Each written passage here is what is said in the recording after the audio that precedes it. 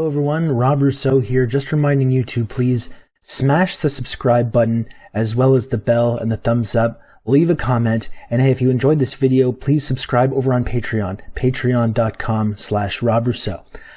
Okay, that's all. I'll talk to you later. Bye. Hello. Vijay, are you there? Hello, yes, I'm here.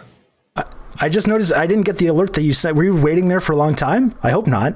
No, not that long. Just a minute or so. Yeah. Oh my goodness.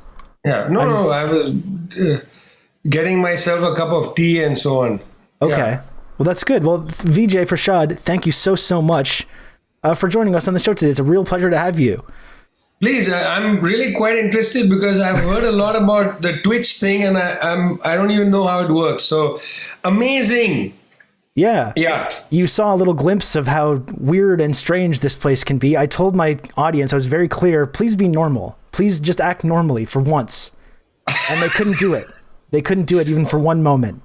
I thought it was pretty charming.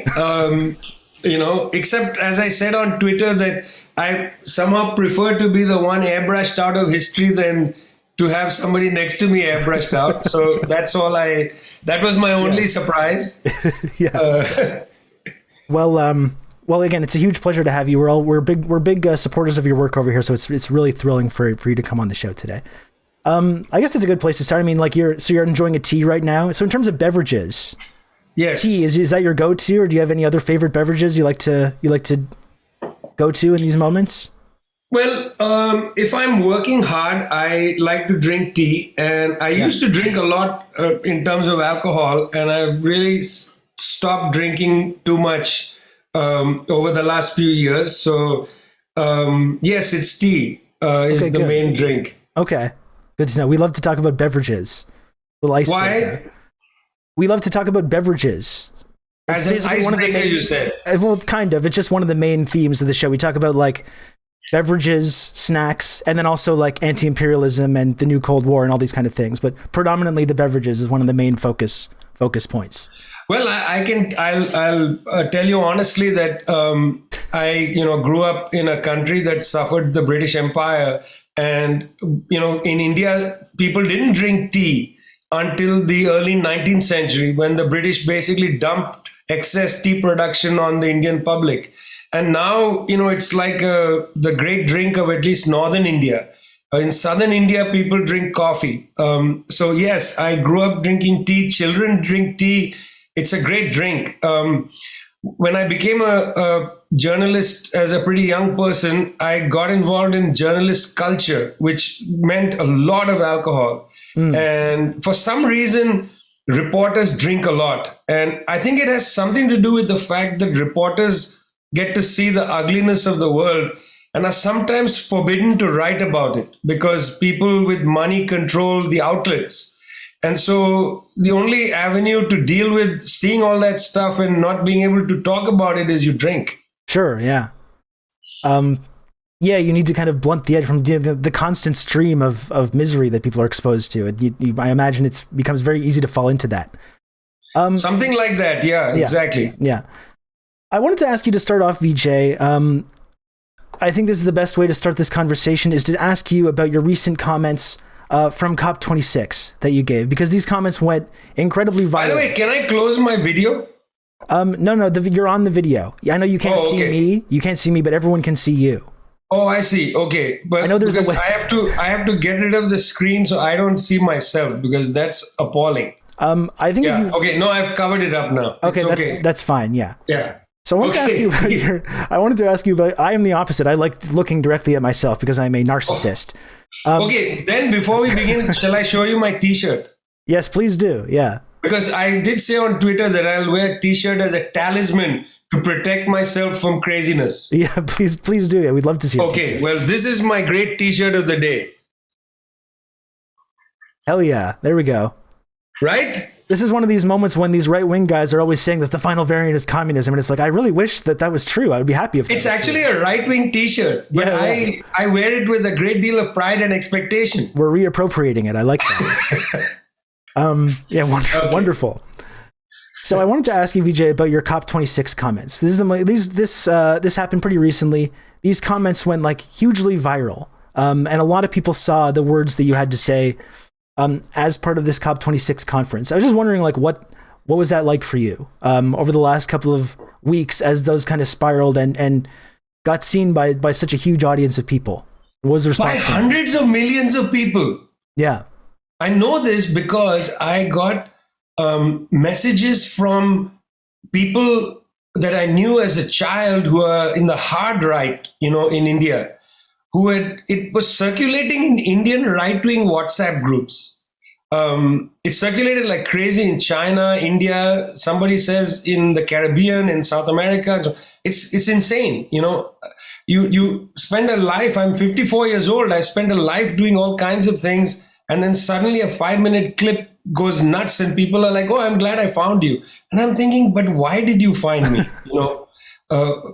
Why? What are you looking for that you found me? Yeah. So it's a slightly bizarre thing, family members writing and saying, well, after all these years of saying I was a nutcase, suddenly they're saying, oh, we're so proud of you. And I'm thinking, well, what about yesterday? Why do you think that is, that it connected with the right in that way? Do you have any ideas about why you think that message resonated with people kind of across the ideological spectrum? I have some theories about it, but firstly, I think some of it had to do with, I've been on these platforms for years, and often they are recorded and then they go online and then 50 people watch them, and, it's archived. It looks like a car rotting in a junkyard, that's what a lot of YouTube videos look like. They're like cars in a junkyard. Nobody looks at them anymore. They just sort of sit there. I have some theories of why this went out there, but you can't predict. There's no theory of viral. You can't really predict it. But anyway, one is that the morning of that particular event, I had gone to Glasgow airport to get a PCR test. I was traveling 2 days later. And in the queue, I happened to be wearing my press pass. And there were these oil and natural gas executives right in front of me in the queue. Not like top guys, but mid-level people, or pretty high up people. Nice suits, by the way, really nice suits. And I was wearing my blue jacket. I go undercover into these things, wearing my no final variant is communism t-shirt. I was in my blue jacket and a blue shirt. And a curious man, a man of some curiosity, turned to me and said, hey, listen, what do you write for? He saw it said press. And I said, I write for a syndication wire service called Globetrotter. And he said, what have you been writing about? And what are you here for, and that kind of thing. I said, well, I had just done a series on Mozambique, and I had been writing about Cabo Delgado, where right off the coast, there is a giant natural gas platform constructed by a French company called Total and the US company called ExxonMobil. And the people in Cabo Delgado, one of the poorest provinces in Mozambique, were in the middle of an insurgency. It had taken on the character. It was first called Shabab, which means youth. By the way, I spoke in Arabic, so everybody assumes they're terrorists. But initially it was just Shabab, which means youth. And then they actually did start to get involved with ISIS and so on. US government declared them to be an ISIS threat. And then the French organized for the Rwandan military to intervene and crush them, but actually didn't crush them, sent them off to neighboring countries and provinces. Anyway, so I said that, I'm really annoyed because, we're talking about climate change, and yet these gas and oil companies get away with crushing the dreams of ordinary people in places like Cabo Delgado.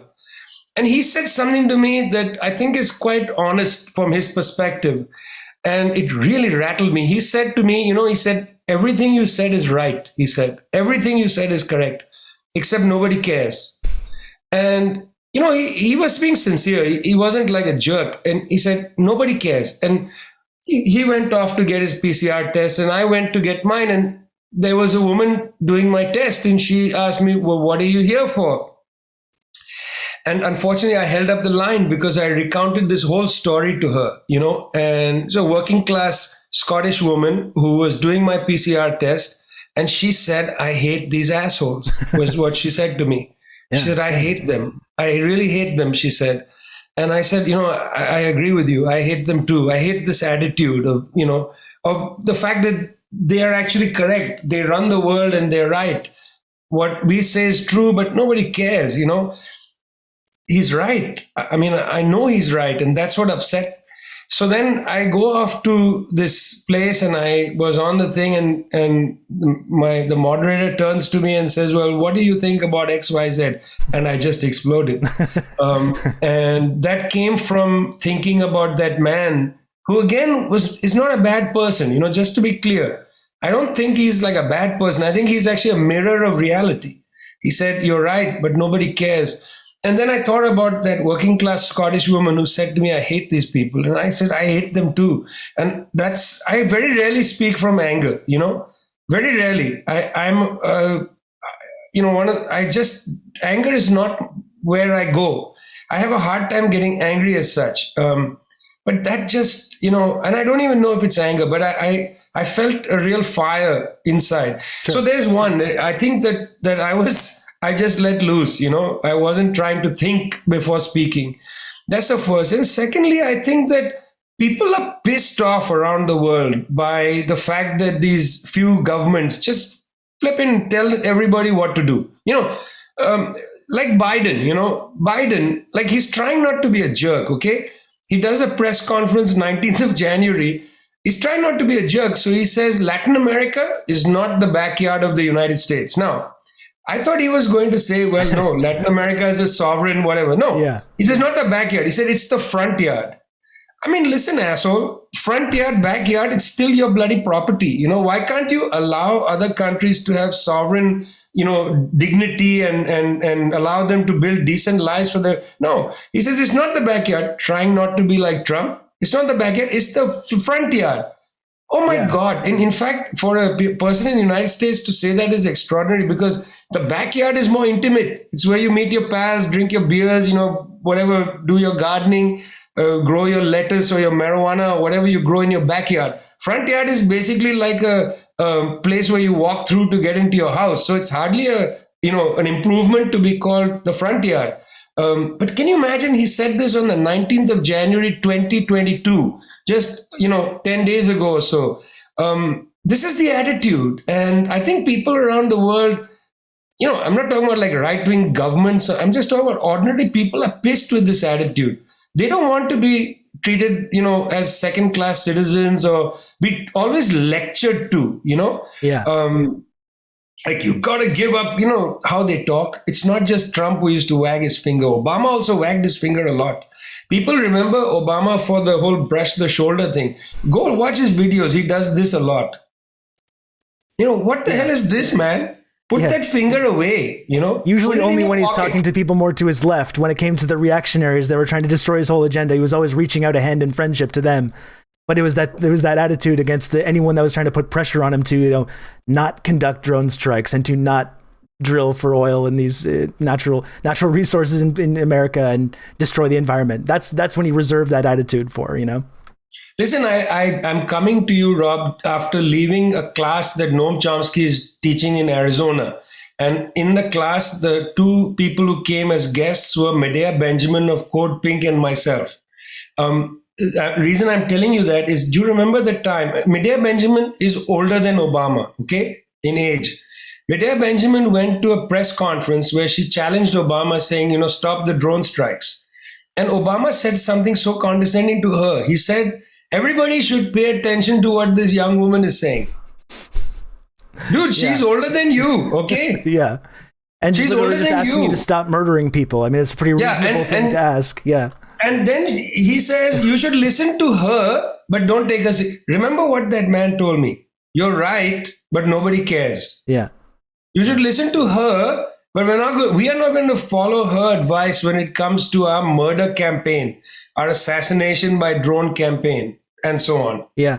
Well, and it's interesting you bring up the comments Joe Biden made about Central and South America being America's front yard, because what was really remarkable was that he made these comments on the very same day that the Secretary of State of the United States was out there lecturing, talking about Ukraine and Russia and talking about how you can't allow this world where another country would dare to intervene in their neighbors' borders. And it's amazing that these folks can kind of get out there and make these arguments from the United States, of being part of the United States government, who historically have been engaging in that very activity for, its entire existence, basically. But then, when these other countries do it, then that's something that we need to increase tensions and increase hostility, sanctions, military responses, and all these things. And how you can have Biden saying that on one day and his Secretary of State saying that on literally the exact same day with zero self-awareness, it seems like. In Biden's speech himself, or press conference, he lied about just this thing. He said, firstly, Putin, again, wagging finger, Putin, don't behave badly. And then he said that, can you imagine if a country with nuclear weapons invades another country? He said it hasn't happened since World War II. I was like, noticed that, yeah. What the flip are you saying, Joe? You authorized the war in Iraq. And let me explain why he's right. He said no nuclear weapons country invaded another country since World War II. Do you know why Biden is right? It actually reveals the mentality of the US ruling class. Because when they go and bomb or invade Iraq or invade Libya, they don't think they're invading. They think there's a global Monroe Doctrine, that the United States can do anything it wants, anywhere it wants, and that no country actually has sovereignty, let alone countries like Iraq and so on. They're not actually invading Iraq. They're just exercising the US global Monroe Doctrine. We can come and do whatever the hell we want in your country. So, yeah, it's BS when he says nuclear country since World War II has invaded. Of course you invaded Iraq 2003 at least, forget all the others. Yes. That's A. But B, it actually tells you what they really think. They really think these, what did Trump call them? Shithole countries don't have sovereignty and we can do anything we want. And add to the list Ukraine, which is why that bloody pseudo-puppet president of Ukraine is now saying, please guys, dial it back. Yeah, okay, stop this. We miscalculated. We don't want any war, This bloody comedian, he's sitting there going, please God, I don't know what I've been involved in. Yeah. And he is to be disrespected. I'm in over my head here. Yeah. And they don't give a shit even about his views. Talk about disrespecting the sovereignty of Ukraine. Like the president is saying, I don't want this. And now Europeans and US are saying, no, you must have it. Open your mouth because we are going to put the medicine in there. Yes. Yeah. One, like you're pointing out, this global Monroe Doctrine, like if you'd ask these folks, what they would say is, well, we're simply upholding the rules-based international order, that we're the leaders of, and that these Western countries are all part of. And it seems like, that when they're the ones that make the rules, this is what they're allowed. But they get to determine who's involved in this rules-based international order and what these rules are and who's following them and who doesn't have to follow them. And it seems a little lopsided sometimes when you look into what this actually constitutes in terms of like geopolitics. Yesterday I spent a good amount of time interviewing Philip Luther. Philip Luther is for the last 20 years been a very important person in Amnesty International. He is now currently one of the leaders of their Middle East, North Africa section. I interviewed Philip about the report, 280-page report that Amnesty has produced on apartheid that Israel has been conducting against the Palestinian people. It's an amazing report, by the way. You should read it. 280-page report. Okay. This is all entirely grounded in international law. They go over the definition of apartheid, the definitions of crimes against humanity in the Rome Statute, genocide, and so on. It's hugely rooted in international law and agreements that countries have signed. It's a super report over here. Immediately, the foreign minister of Israel tweets out, he says, name is Mr. Lapid, he tweets out, says that Amnesty International is quoted sources who are terrorist organizations. Wow. Really interesting tweet, okay? US ambassador to Israel tweeted out saying it's an absurd that they use the word apartheid. Nobody takes the US seriously on this. But the Israeli foreign minister's tweet was impressive. He said they have quoted the words of terrorist organizations. So who are the terrorist organizations? I asked Philip Luther directly. This is on tape and it's available at People's Dispatch. Philip answered the following. He said, well, actually, Mr. Lapid's statement proves the point of the report.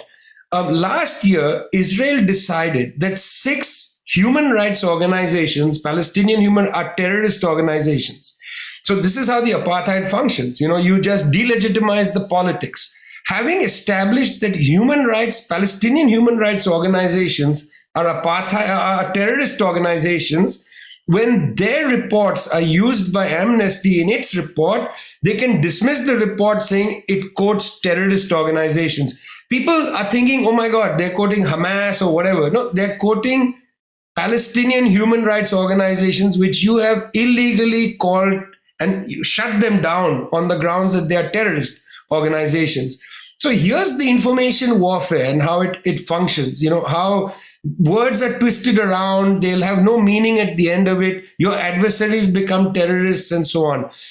Israelis demonstrated right now with Lapid's statement, but the United States is the chief of this, the real heroes of all this. Villains become heroes, heroes become villains.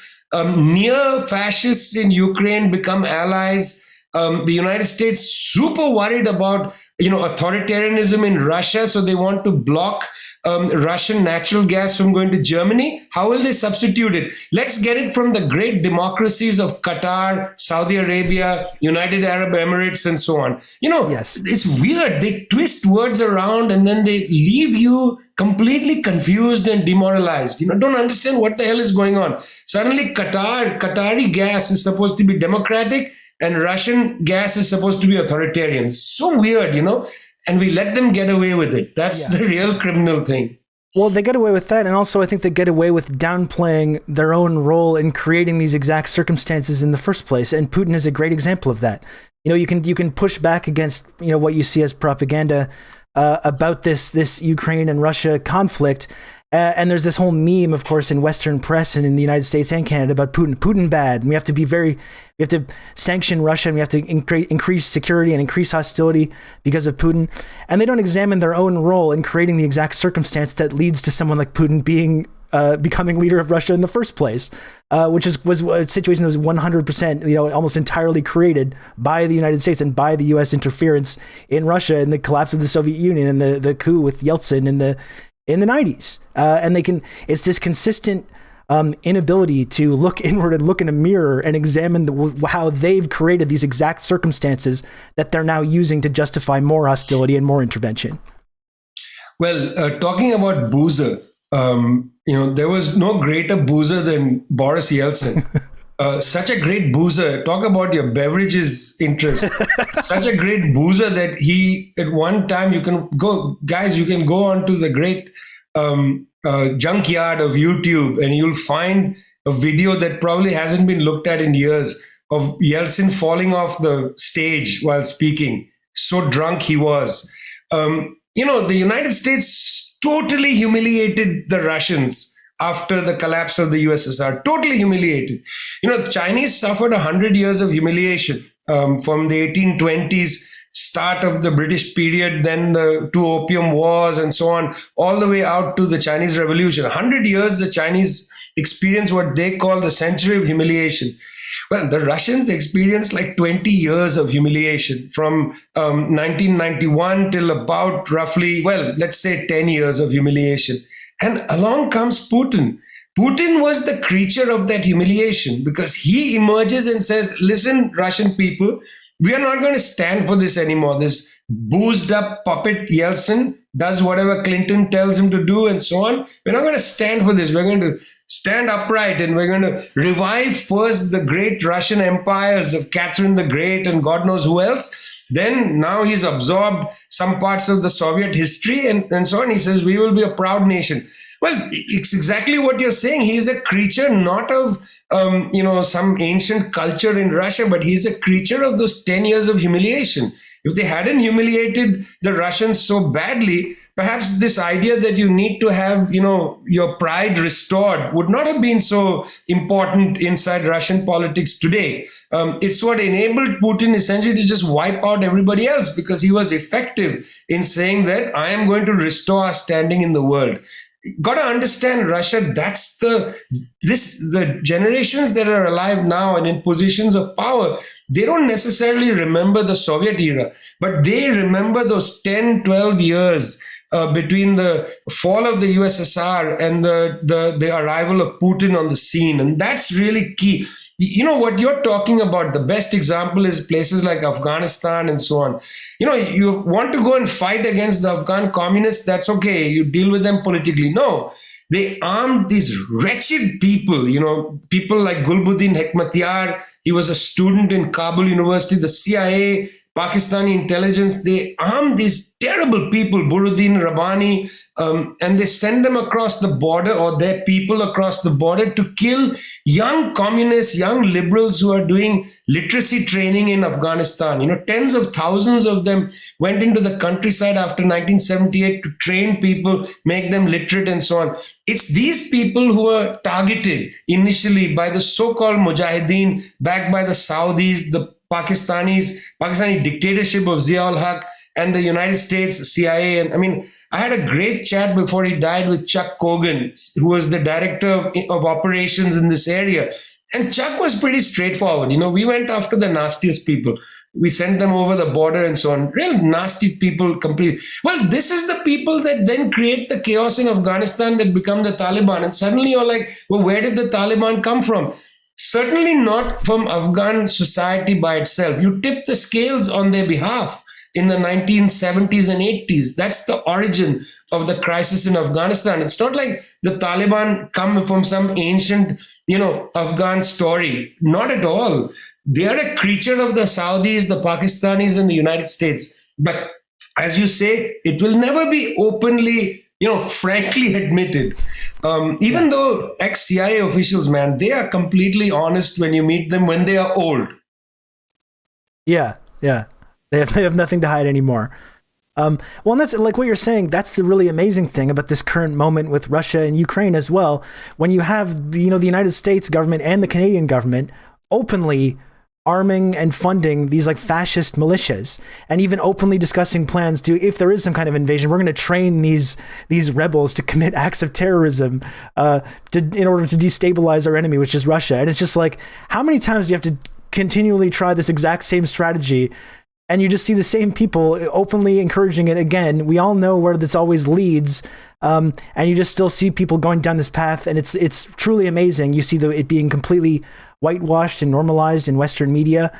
And it makes you feel crazy when you know this basic history. It makes you feel insane to watch this getting repeated time and time again with zero pushback. And in fact, anyone that does push back is then, as you say, delegitimized. You're called a Putin apologist or a Taliban apologist, or in other examples, a Saddam Hussein apologist or an Assadist or whatever.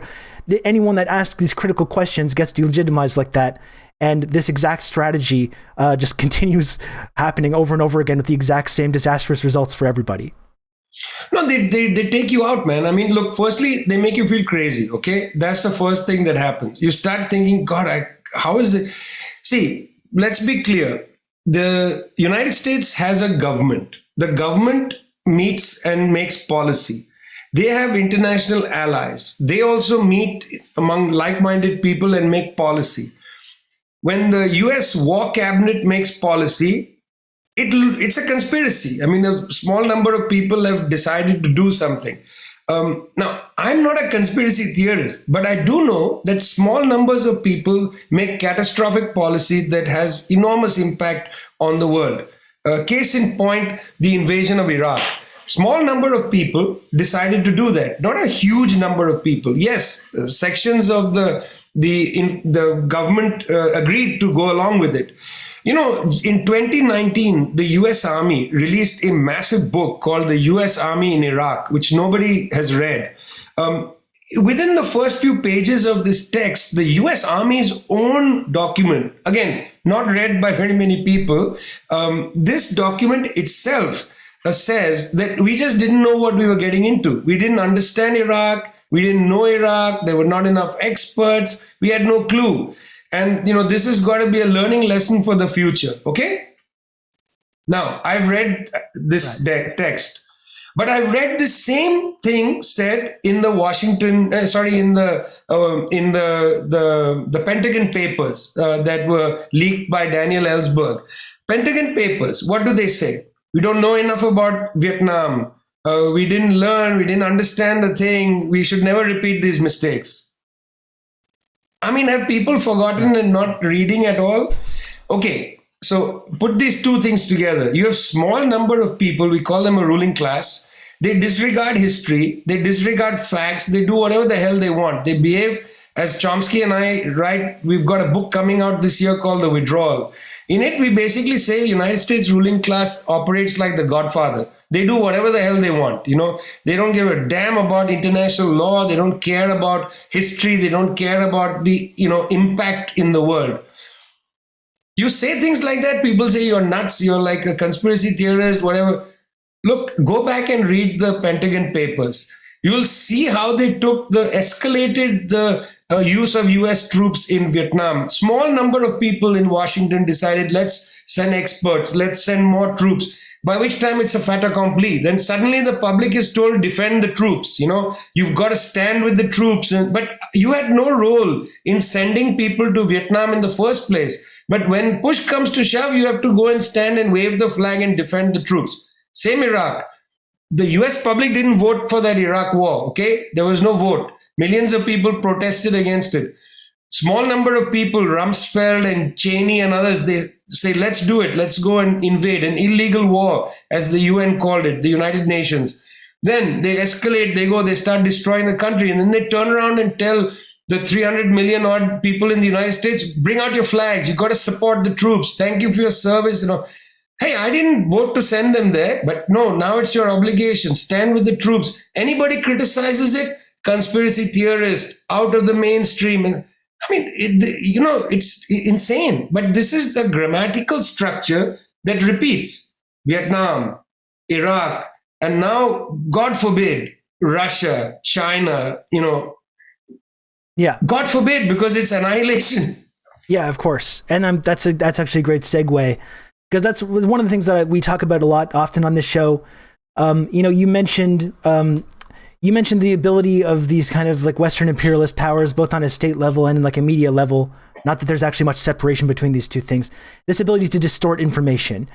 And one thing that we talk a lot about on this program is this, the kind of increasingly escalating, this like heavily escalating propaganda war, predominantly against China, that's been like really ratcheting up in intensity over the last 4 or 5 years. That I and others have been talking about as the new Cold War, and trying to describe it as something really that we need to push back on and push back against and openly, be against. I'm just wondering, when you talk about this, this increasingly kind of hostile and dangerous situation when it comes to ratcheting up tensions with China, can you just talk about your observations of the last few years as you've seen this narrative kind of continue to be pushed? I mean, you mentioned Iraq. I always bring up this example, the million civilians killed in the Iraq war. We often talk about the 37 million people that were displaced, the refugee crisis that was created by this, as well as creating horrible terrorist groups like ISIS in this process that have led to so much misery and violence. And then, as this process of ratcheting up tensions against China has taken place, you have human rights being kind of weaponized and used as an example of why China is this dangerous, authoritarian, dystopian country that we must all hate and fear and we must confront. And you talk about the cognitive dissonance between the country that has been responsible for so much violence and so much devastation and poverty and these major crises, then wielding human rights as an effort to ratchet up tensions with a geopolitical enemy of theirs. So I was just wondering about your observations of the last few years of as this campaign has really picked up steam, and that's how you've responded to all that. I'm going to be a little rude now, because I would like to say that as long as people in the rest of the world behave like the serfs or the coolies or the subordinates of the West, it's okay. If you're a serf, a coolie, a servant, a subordinate, it's okay. As long as China delivered its workers in Shenzhen and other places to Western companies and didn't challenge anything, it was fine. Nobody talked about, human rights and all that shit. Nobody even knew the word Xinjiang or Uyghurs or any of that. Nobody cared about democracy in Hong Kong. Look, the British held Hong Kong for 100 years. They made no democracy there. Okay, it was held as a colonial outpost till 1997. There was no talk about human rights, democracy, nothing. As long as the Chinese said, you can come and make your phones, your plastic buckets, all the shit that you don't want to make at home, make it in Shenzhen, there was no complaint. Clinton, Bush, nobody said a damn thing about human rights. Okay, you got to have a little push and pull. You say, well, we're concerned about freedom of speech and maybe freedom of religion, in China and all of that. Those are marginal things. United States also criticizes Saudi Arabia every year in the state of whatever it is, that religious freedom document. Nobody takes that seriously, that kind of stuff.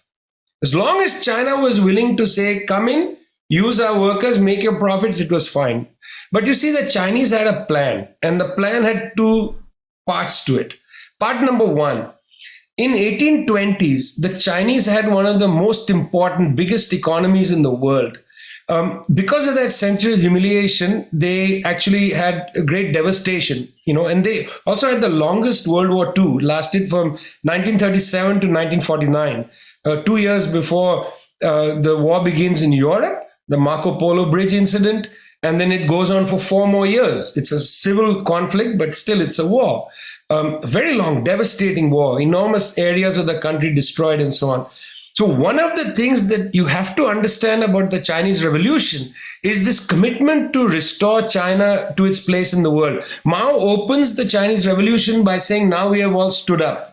That's what he says at Tiananmen Square in 1949. China now stands up. It was on its knees. We will no longer be subordinate. But it was an extraordinarily poor country. So there's one long-term agenda of restoring the sovereignty of China, territorial sovereignty, social and political sovereignty. That's one aspect.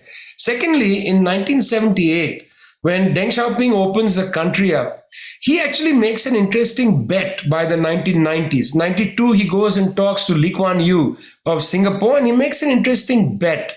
What Deng Xiaoping and his group around him say is that, look, we'll allow foreign companies to come in, utilize a highly skilled labor, well-fed Chinese labor, relatively lack of disease and so on, unlike India, where the workers are relatively lower literacy levels, less nutrition intake and so on. Chinese labor was very good. He said, we can, but these foreign companies have to share their science and technology. That was the second very important bet. So when these companies came greedy for the really super labor in China, they gave up their technology and so on. And then Chinese companies started to grow in areas of robotics, high-speed rail, telecommunications, you name it, in areas of high science. The science, by the way, which is tomorrow's tech. China has gone near and in some cases ahead of the United States and ahead of Western European countries. So that was the second thing. So now by the, let's say, last 5, 8, 10 years, really it's only a decade or so, the Chinese have actually been able to succeed on agenda number one, which is restoring their place in the world. China no longer feels subordinate. Their diplomats are more open. They speak out on issues. Chinese Foreign Ministry, Wang Yi, is much more precise. This is what we want. We don't agree with the United States on that. They never talked like that before Xi Jinping came in 2013. So that's one, the project number one, restoring the self-respect of China. Secondly, Chinese firms in these areas, telecom and so on, whether it's Huawei, ZTE and so on, high-speed rail, green technology, they are ahead of Silicon Valley. And that is an existential threat. I remember when Tim Cook, the head of Apple, went to see Trump. Apple their stuff is all made in China, but he never told Trump stop the trade war. Apple was willing to take a short-term hit in order to kneecap Huawei and other companies for the long-term monopoly control that Apple has in some areas of high tech. They would want to use the US state to destroy advances in these sectors in China. So essentially, this whole conflict that we're seeing now is a mercantilist conflict, a conflict of competing firms masquerading as a conflict over values, human rights, democracy, China's being aggressive and so on. Yes, China is being quote unquote aggressive, but not in the way people understand, not militarily and so on. They are actually out there competing. Hello, Adam Smith. They are competing against Western companies in areas like telecom and so on. And in 5G and maybe 6G, they are advanced. They are ahead of Western companies. These companies can't deal with it, man. They can't deal with the fact that the Chinese are ahead of them. Therefore, they must be bombed into submission. That's what's going on. You'll hear a lot of talk from people about, what's happening in Xinjiang. Listen, United States still has black sites. Guantanamo is still open for business, okay? Before you start going, completely crazy about concentration camps in Xinjiang, what about Guantanamo? Have you raised your voice about that? What about the prisons in the United States? And I know what I'm just saying will be criticized as whataboutery. He's not focusing on Xinjiang. He wants to talk, what about this? No, I would say you are doing whataboutery. Yeah. I have been focused on these wars for a generation. I am focused on prisons and so on. I have teachers like Ruthie Gilmore. Her book is going to come out from Verso later this year. She has been writing about prisons and political prisons for years. You are doing whataboutery, saying, well, what about Xinjiang? So, this doesn't work with me anymore, this silencing technique of whataboutery. And I don't give a shit about all that. I want to focus on the real issue. These people are willing to destroy the planet so that Apple and so on can have a monopoly advantage in the world. And we are not prepared to allow that to happen. Yeah. No, I couldn't agree more. I think that's kind of whenever we talk about people in the West, whether it's just random people or people in politics or people in the media, using human rights in this claim, like that's what I always try to focus back on, is that it's projection. They're always projecting these behaviors outwards. And yeah, when you live in like the number one human rights violator when it comes to the barbaric prison system, what's happening on the southern border, their kind of constant violent imperialism and destabilization and sanctions and all these things, and then accusing other countries of human rights violations. That to me is the ultimate form of whataboutism. I couldn't agree more. You mentioned, though, the idea how, when it comes to this conflict with China, this new Cold War, or these other conflicts in the past with Vietnam or Iraq or any of these things, or Syria or Afghanistan, how any pushback to these things, there becomes this sustained effort to kind of delegitimize it. And I feel like you've been playing like a more prominent role in trying to push back on these things and trying to tell the other side of the story. And I've noticed that it seems like you're starting to become a bit of a target for this kind of delegitimization effort. There was, of course, that Nation article a few weeks ago, which caused a bit of controversy. You kind of openly complained about being misquoted in this article and having your views kind of incorrectly described in this piece. And I wanted to focus on that because you mentioned Xinjiang, and I think your quote in this piece that was kind of distorted as you described it was about this like modernization project. And I think the link that the writer of this article tried to make was linking that with like the history of British colonialism or the history of colonialism in Canada and the United States, and suggesting that they was somehow similar or that you approved of that in some way. And I think we all know that you're aware of the long history or the long evil history of exploitation and colonialism in India and elsewhere. I just want to know if you could clarify that comment about what you meant by that modernization project that's been going on in China, all over the country, including in Xinjiang, and how that's different from the history of British colonialism or British colonialism in India or in Canada or the US or wherever else. You see, I didn't know anything about the journalist who spoke to me, and that's bad on me. I was in a hurry. I spoke to him. I didn't realize he was talking to me from an ulterior motive, that he is himself a leading proponent of the Russiagate theory, and that now I suppose this is the Chinagate theory of some kind, and so on. I didn't realize that. So I spoke pretty freely to him. What did I say freely? Firstly, I have a record of 30 books, thousands of articles. I've been a journalist for over 30 years. In none of them will one see anything but utter hatred, really, let's put it bluntly, of colonialism, racism, patriarchy, caste. My first book was about the caste system. Hate that thing. The funny thing is, I'm just going viral on a video where I attack colonialism deeply. Yeah. And this guy writes in The Nation saying you're a defender of colonialism. It's cognitive dissonance. I'd much rather be in right-wing WhatsApp groups in India than be, talking to people who read The Nation, frankly. I don't even know who reads The Nation any longer. It's really quite a rag. They ran another piece attacking the left on Israel. A stunning I dissonance. saw that as well. Yeah, right then, Betsalem had talked about apartheid. Amnesty now has a report on apartheid, and this ridiculous article lecturing the left how they should be kind of open to that. The attack on Israel is an attack on Jews, which I take a great objection to that kind of argumentation. It totally disrespects anti-Zionist Jews, of whom there are millions, including in Israel. And I just don't like that argument because it's too precious by half. It tries to, again, subtly suggest anti-Semitism in the left. I mean, it's not appropriate for a magazine like The Nation, but they did it. And then even Dave Zirin's response, I thought, was weak. It should have been stronger. This is the moment when people are talking about apartheid and The Nation decides to run this article. So that's The Nation. Now, what do I mean? Look, obviously, I don't mean colonialism, and I certainly do not mean the genocidal treatment of the native peoples of the Americas, from Canada all the way down to the Mapuche of Chile. Of course, I don't mean that. It's ridiculous. I would never even, I don't even think that. How would you get that out of my mouth? And he basically implied it. He said, it seems like, and so on. The wording was very mischievous. Yeah. Okay, a good editor would have caught that and said, give me a direct quote. If there is no direct quote, call me again and ask me, is this what you meant? Clarify. Because, try to get exactly what I'm saying. It is not gotcha journalism, unless that's what it is.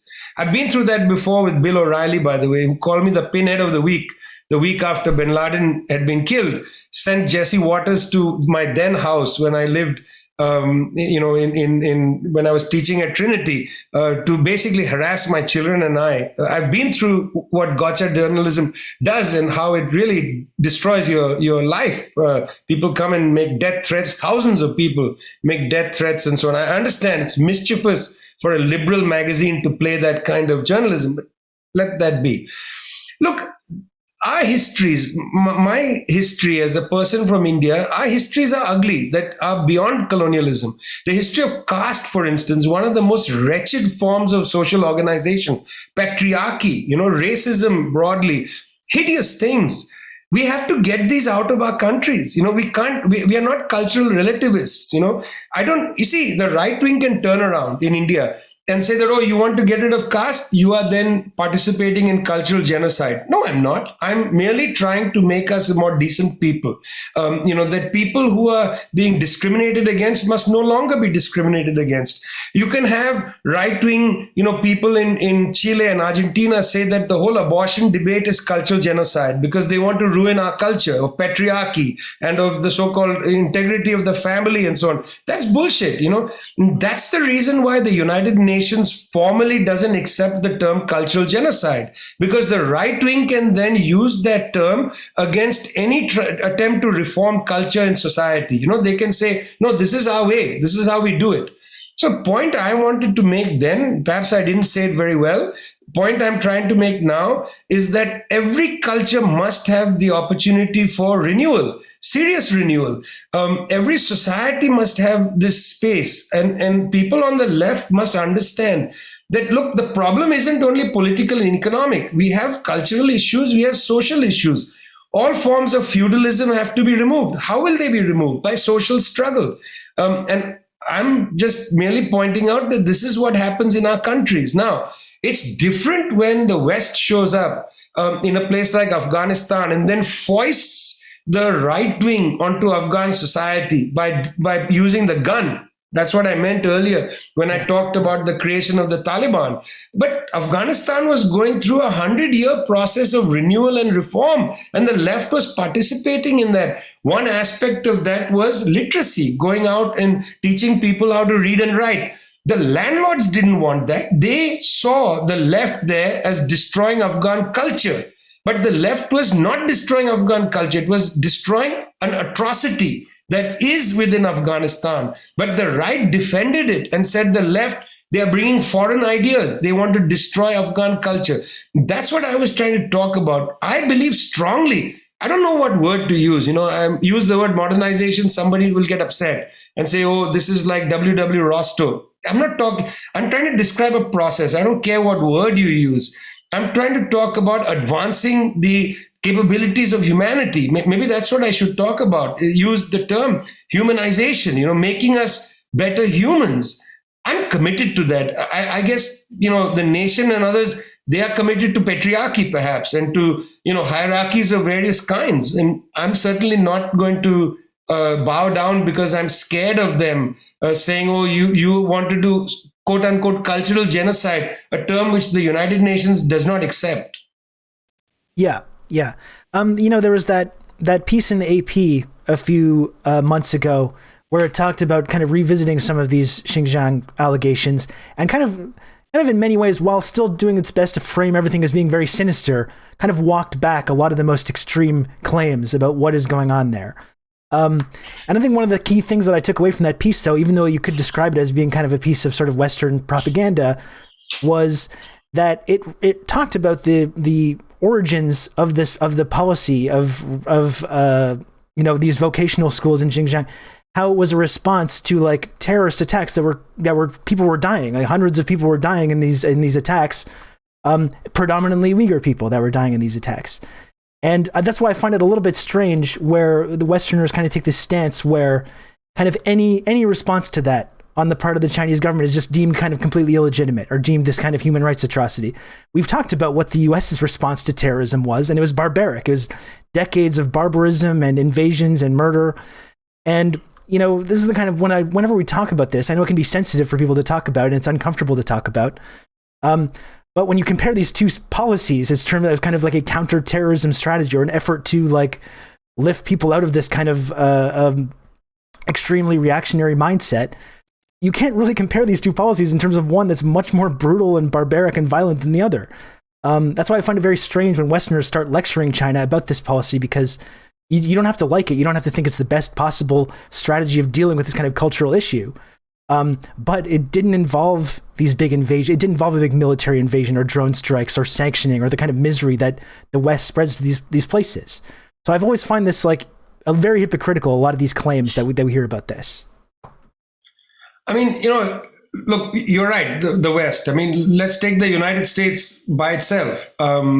Its reaction to terrorism has been brutal, destruction of countries, as you say, but the archipelago of black sites which continue to operate, the use of the Saudis to continue to pummel Yemen, that's their war on terror. It continues. It's never ended. I don't see these publications, coming out with such anger and ferocity, or the Twitterati coming out with such ferocity about continuing atrocities today in the name of the war on terror, including in Syria, where today, as we speak, Rob, the United States fired and killed so-called an ISIS leader, but also 13 civilians. And that's according to the Syrian Observatory of Human Rights, including not to children, the Syrian government. That just happened. 13 people died. Okay, where is the agitation? Let's go back a little bit. The way the Russians prosecuted the war in Chechnya, brutal war, brutal suppression of the Chechnyan people, and in Dagestan, bombing of entire cities and so on. Was that acceptable? No, it was not acceptable. Okay, I don't exactly know what's happening in Xinjiang. I've never been to Urumqi, never been to Xinjiang. I've been to China several times, never been out to the West. I've been across the border to Kazakhstan. I've been to Afghanistan, but never to Western China. Not because you're stopped from going there. Lots of people have been there, just that I have not. I don't know what's going on there. I've read all kinds of contradictory things. From what I gather, this is exactly what they're doing. They have a strategy to deal with what they see as radicalization, but they are not bombing Urumqi. They are not bombing the towns and cities. They are bringing people in. Now, you might have problems with this. Yeah. I might have problems with this.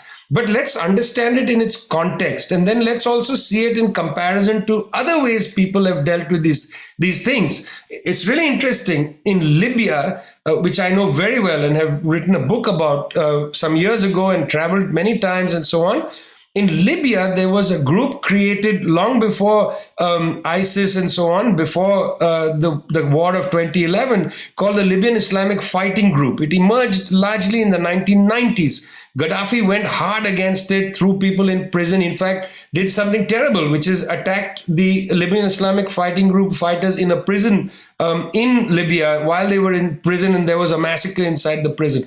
Anyway, all of that. But there were people who were in the Libyan Islamic Fighting Group who had escaped and decided, no more do we want to be jihadists of this kind. They went to England. In England, working closely with British intelligence and the military, they created a curriculum for so-called vocational schools, for getting people to relearn what Islam is and so on.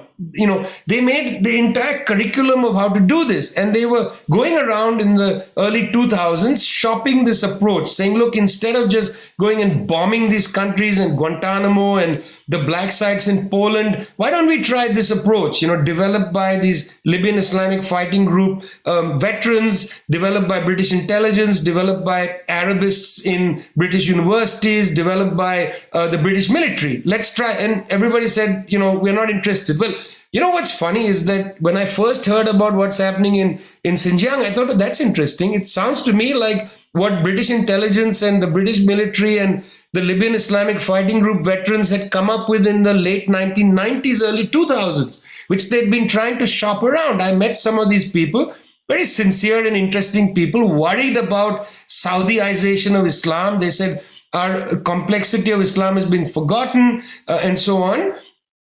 And I thought, this is what's happening. Well, suddenly this becomes what was called by, some pretty people close to US intelligence and so on, gets called cultural genocide. Again, a term of art that is not there in the UN literature. It's fascinating that, suddenly this becomes a phenomena. Almost a decade after the Chinese had been already attempting some way to deal with the fact that this East Turkmenistan movement, which had been operating from Afghanistan and Kazakhstan, and now is actually based in Idlib in Syria, how this East Turkmenistan group, the ETIM, how they were functioning in Urumqi. They spent a decade and then they created these things. Well, I mean, yeah. Wow. Okay, Rob. Seriously, wow. Yeah. Wow. And then suddenly the whole thing is, oh, well, you're a denier of genocide. Sure, yeah. Wow. Yeah, and just you've seen the effect that that's had on people too, that of the discourse, because once that's the accusation that's being thrown around, it becomes very, very scary to speak out on something, even if you don't necessarily agree with it or if you're uncomfortable with it. You know what those accusations mean. It can be really harmful. And you understand why exactly these accusations are thrown around like this. It's become this kind of sort of skeleton key to just shut down any actual discourse about China. You can't talk about China's investment in green energy. Well, what about genocide? What about you're a genocide denier? You can't talk about their poverty alleviation program. Well, because you're now a genocide denier. It's become this way to just completely delegitimize any nuanced discourse about this. And it's been very effective. It's been really, really effective. And it made, like I said, it makes people, I think, really uncomfortable to speak out about it, even if they're not totally convinced about this narrative. It's just people decide, it's better just to stay silent. If I don't, that's my kind of best course of action. And that's a lot of people, I think, end up going down that path. Well, frankly, when these attacks come, and, as I said, I've reported from Palestine for years, and I get called an anti-Semite all the time. And when I was teaching in the United States, my job used to get letters from people. The Anti-Defamation League came to meet the president of my college, and casually people would say, "Well, he's an anti-Semite." Writing against the war, people call you you're favorable to terrorists and all of that stuff. I've had this experience for now several decades. It's not new to this. But I want to say that it's hurtful to see how people just sort of walk along this path. Some of it is it just makes no sense. I mean, people that I've known for a long time will say, "Well, oh, I heard that you are a denier of the genocide," and I look at them thinking, you know me, and I'm surprised to hear this. And I know that a lot of this, I'm just maybe crazy or whatever, it smells like an op, of one kind or the other. Because not only are they publishing these garbage pieces, but then they seem to be sending it to specific people. Institutions that I'm affiliated with get it and are asked questions of why do you continue to work with the genocide denier? And it's exhausting. I personally, I'm just telling you honestly, I find it pretty exhausting. Sure, I imagine so. I mean, I've gotten a small fraction of that, so I can empathize a little bit, but I really do understand. But I'm happy you brought that up, though, that it does smell like an op. And I don't want to be conspiratorial either. We're not conspiracy theorists here, maybe a little tiny bit sometimes, but overall, not so much.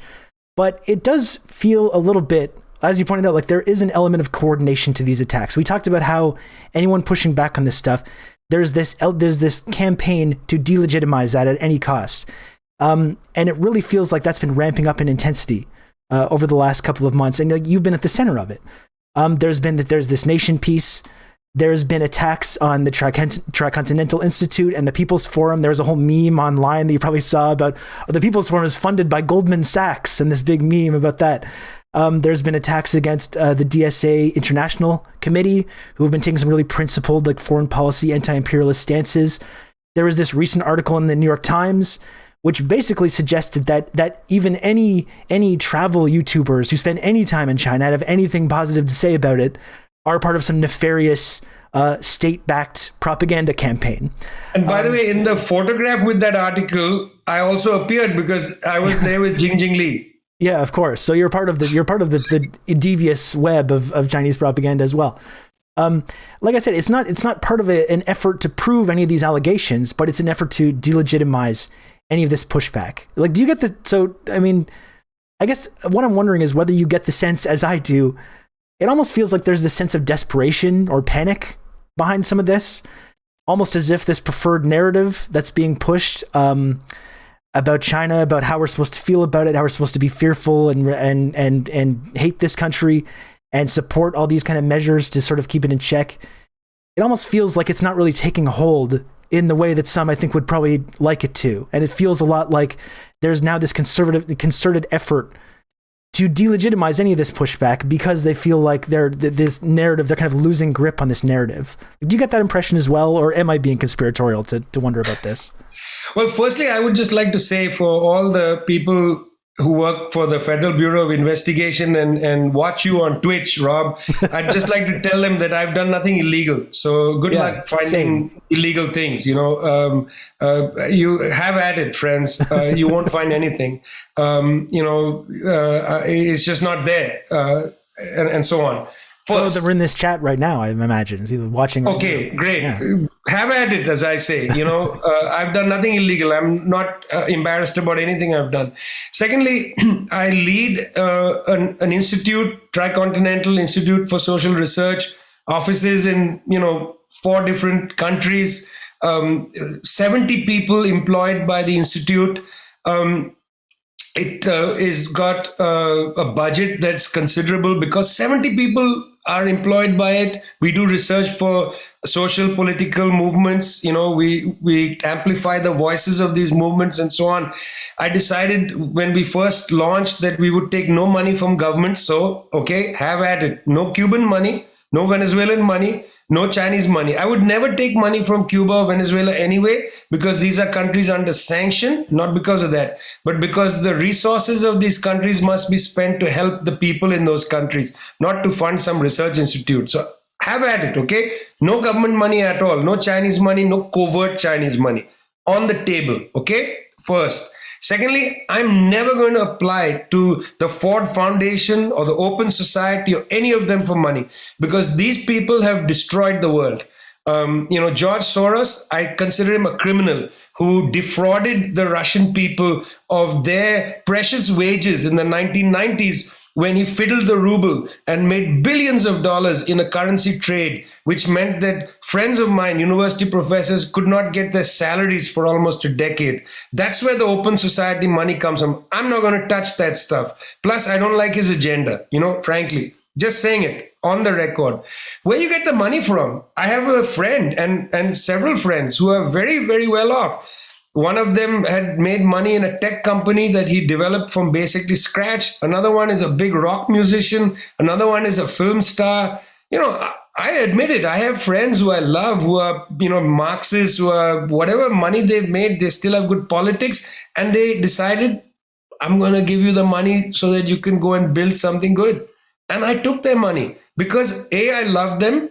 B, they are honorable, decent people. 3, they are such honorable, decent people that they said, I'm not going to give my fortune to some shit. I don't want to build a monument to myself. I'd like to help advance humanity. Have at it, friends. You want to build a research institute, global research institute with 70 employees and build it on what? On oxygen? Good luck with you. I can't build it on oxygen. I actually pay people so that we work. We work by building research out of social movements. You got to have resources for that. If you can give me an alternative way, I'll be happy to have the alternative. On our website, we have a donate button.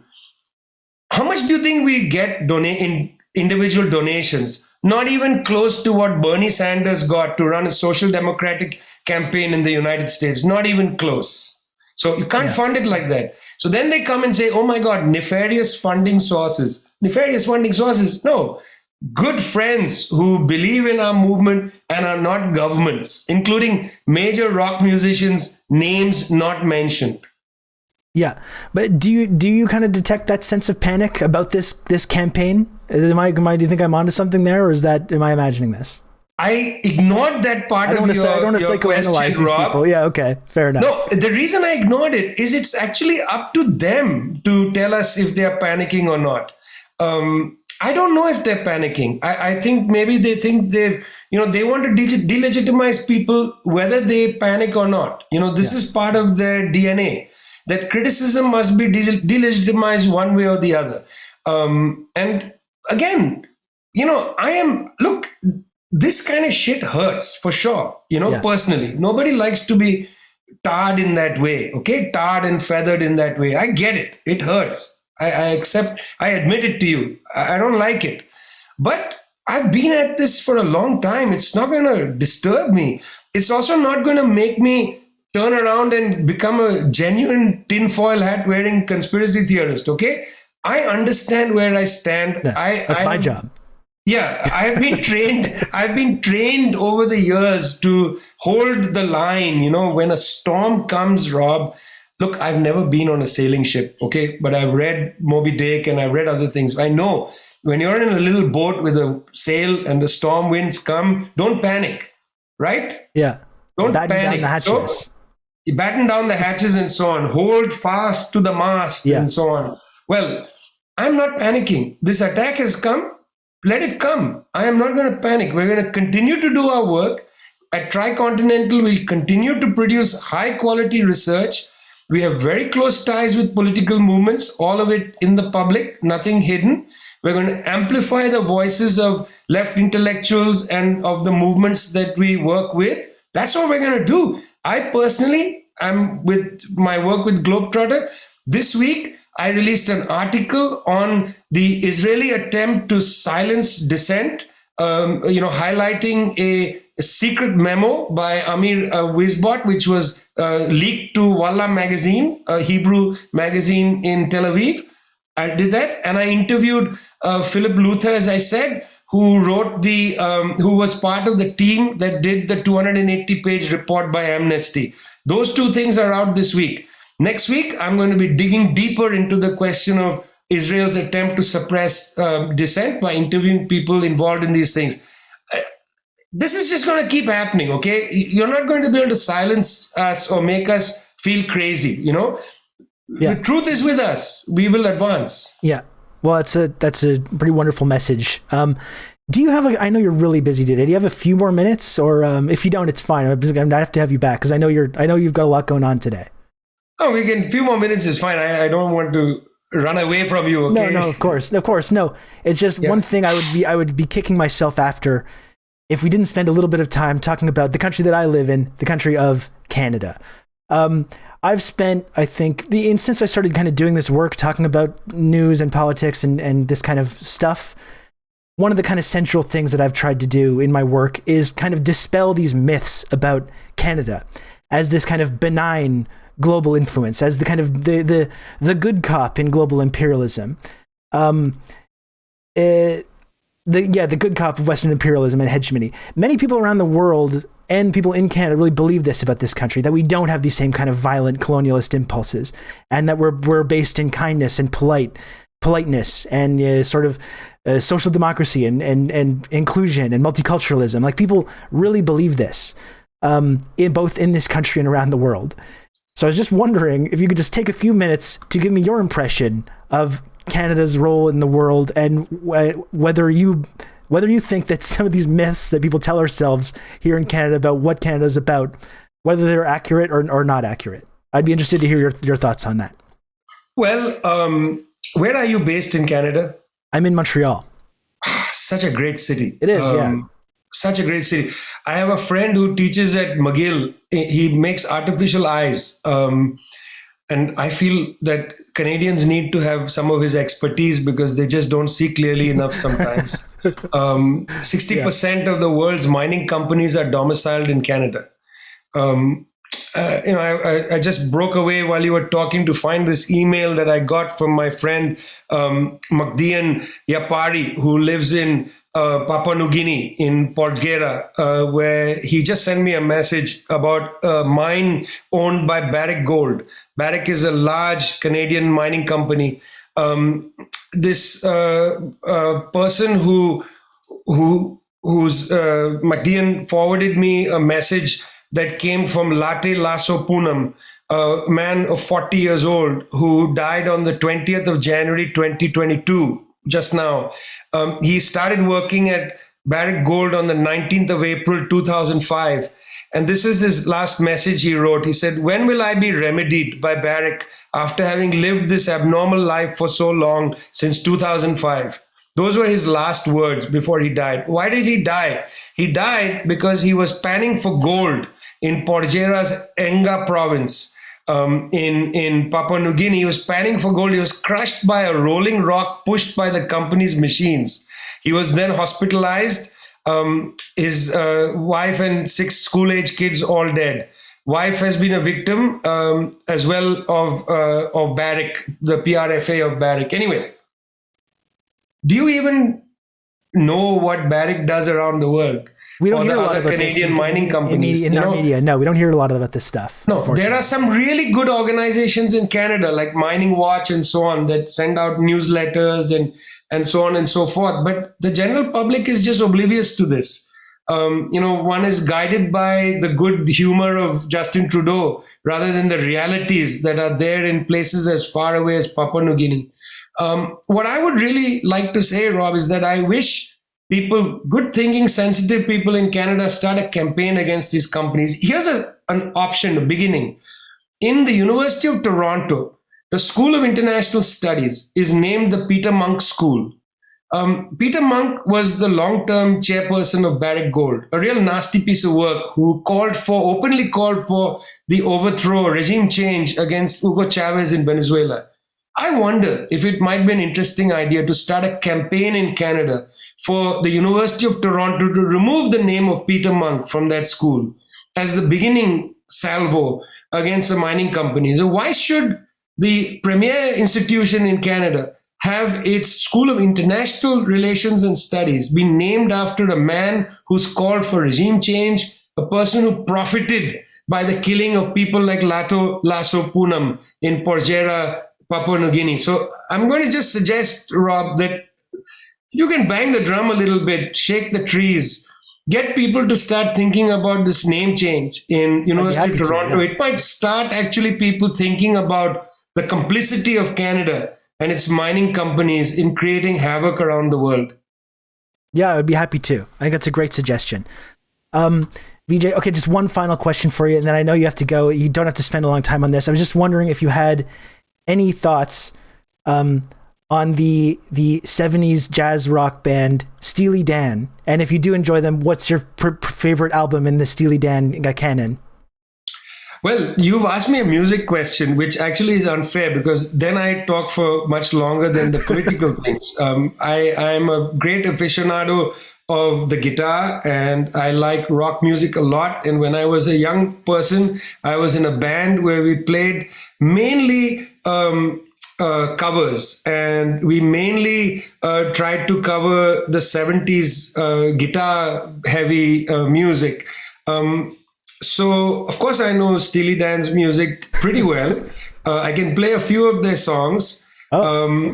Yes, and of course, it's not a song, but it's the entire album, because those were the days when bands actually made albums, didn't just write songs. And of course, the album is Aja, which is a great album. Yes. And I haven't heard it in a long time, and I don't know if they've, following Neil Young, left Spotify, but I might listen to them later today. I think you should. Yeah, I mean, I have to say that even though I am very close friends with Roger Waters, it is also true that Pink Floyd was the band that saved me from suicide and is the best band ever. And when I'm feeling really depressed, I bring out my guitar and I like to play, things like Wish You Were Here, which is such a lovely song to play on the guitar. It's so beautiful. The chords are amazing and it feels great to sing a song with lyrics like that, lyrics of longing. So, yeah, okay, great. I guess the Steely Dan thing is a little bit like the beverages thing for this show. Yes, it's a controversial. Yes, but I will admit that Aja is one of my top maybe 50 albums. Okay, that's great. I would also recommend Gaucho, giving that a re-listen. That's my... Okay, good. I'll try. I'll definitely try it out. But I would like to say just finally that the band I played with, we actually did mainly Dire Straits covers. Love Dire Straits. Yeah. In those days, I played the drums, and you can imagine how much fun I had keeping time with some of the Dire Straits songs. Because in fact, the drummer has the least job in Dire Straits music. Sure. Everything is the lead guitar. Yeah. So arrogant, those lead guitarists. I know. I do love those little hi-hat flourishes in Sultans of Swing, though. Thank you, Vijay. Thank you so much for joining the program. It was a huge pleasure to have you. I would hope we could do it again sometime, because I even have more stuff that I would love to talk to you about. Before you go, I would just like to let you know as well that I am officially extending you a position as a lifetime elite member of the Friendship Triangle. So congratulations to you. Amazing. Okay, I'll come back and then we can talk about what that means. Okay. Take care of yourself, okay? Okay, you too, Vijay. Thanks so much. Bye. Take care. Bye.